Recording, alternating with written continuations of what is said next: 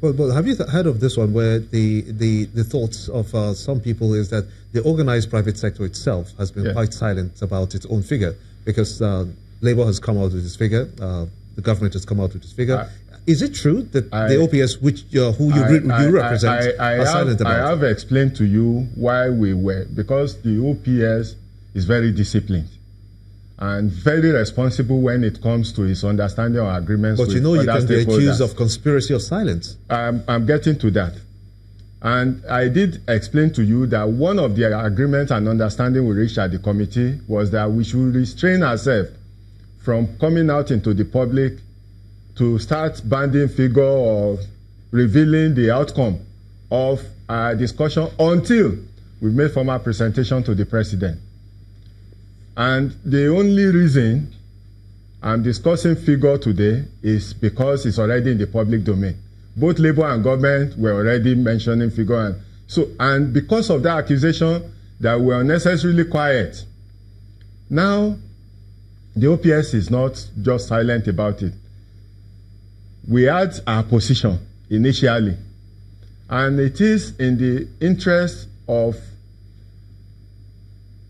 the nation, interest of our workforce, and to also, in the spirit of concession, to ensure that we have a successful landing at the National Minimum Wage Committee work, that we considered to the 30,000 naira. Otherwise, our position initially was a lower figure. And from day one, our position had always been 25,000 naira. So albeit finalized now, as you've said, when will you present this to the president? Well, that will be at the instance of the presidency. We cannot enforce a date on the president. The leadership of the committee on national minimum wage, that's our chairman, our chairperson, the leader of the government delegation, which is also coincidentally the deputy chair, that's Senator Ngige, as well as the secretary and member of the committee, that's High Chief Ebule, are supposed to work together to get a date from the federal government. So I'm not in a position to say when we will make the presentation. We are also earnestly awaiting the communication of that date. If that doesn't happen before November 6th, that Labour is threatening to go on strike, I hope it happens. And that is why we are all consulting and putting heads together to make sure that we avert the looming strike. Like I said before, the organized private sector would not want to suffer a second time for an offense it did not commit. So we'll work together to ensure that it doesn't happen. So what are we waiting for now? I mean, because this has to ultimately go through the process and be presented as a bill to the National Assembly and then being ratified and then assented by the president. Yes. What are we waiting for now? Well, there are processes involved in the entire realization of the national minimum wage dreams of workers, because it does not just end with us agreeing on a figure. Even when we agree on a figure, which has also been part of the argument that I've been canvassing in making other parties to see reason, it does not necessarily mean it will eventually end at 30,000 naira or 25,000 naira or 24,000 naira. The National Assembly still has the right to tinker with it based on its own conviction. Once we submit to the presidency is supposed to also craft it into a bill. We've also helped government by also having a draft bill as part of our report, send it to the Attorney General before it's forwarded to the National Assembly. So we still have quite a number of steps. Even when the National Assembly gets through with its own process, it goes back to the President for assent before it is signed into law. And that's when it becomes effective. How long that will take, I cannot say. The thing is, why is it taking so long to agree on this matter, seeing that the lives of people are at stake? Well, your question says, why is it taking so long to agree? And I did say that we've reached an agreement. But the federal government says it's an agreement. But rather the question should have been why the controversy? Let me put it this way. Indeed, why is it going? Why are we seemingly going round in circles over a matter that is so vital to productivity in the country? I just want to believe what we should focus on now is the solution and way out. What's the solution and way out? Honestly, perhaps it would be right for us to have an in-focused consultation. The minister, labor leaders, and NECA as leaders of the organized private sector in the matter. For us to trash out this issue and agree specifically on the way forward. Like I told you, I perceive the concern of government is ill-placed. That's the issue of the minimum wage being just basic.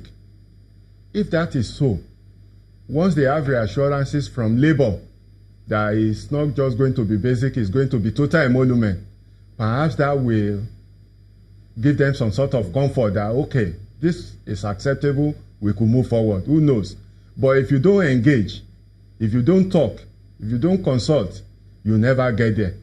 I believe the way forward is for us, not at the platform of the National Minimum Wage Committee, but the three parties, because the whole process is based on tripartism.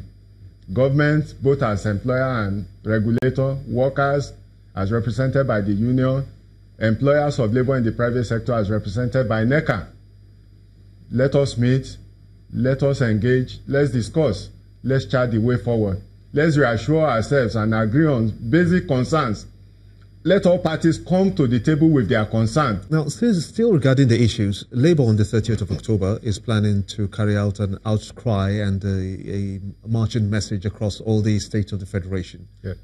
It says it wants to sensitize Nigerians on the issues that is being played out here. And it believes that the government is not showing enough commitment to try to resolve these issues. The question is that if this happens, what will be the last-ditch effort to try to see that we don't get to that point? Since we have from now to October 30, and then after then, still to November 6, when the strike will happen. What can be done within this space? Like I said earlier, I believe the solution lies in dialogue. There's no alternative to social dialogue. We should speak amongst ourselves, consult amongst ourselves, try to explore what the concerns of all the parties are, and try to fashion the way out. But if we just stay in our different silos, lamenting, threatening, definitely we end up in a situation which is not desirable. Are you calling, since you're a very big player in the tripartite committee meeting, are you able to reconvene, or for instance, to call the government side, the Minister of Labour, Christine Gige, and call Mr. Waba to have a final meeting that will prevent that October 30th nationwide solidarity call, if you will?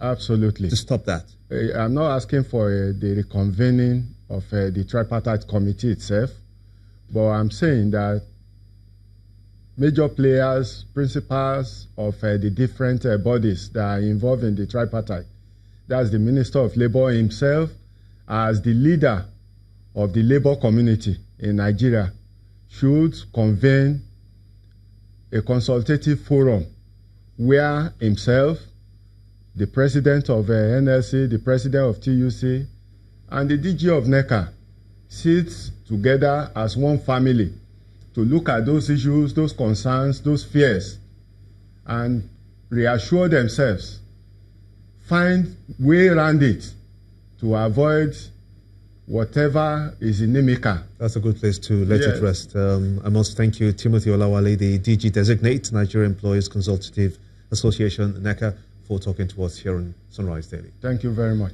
And that's how the show has been this Monday morning. Thank you for being a part of it. I'm Gimba Umar.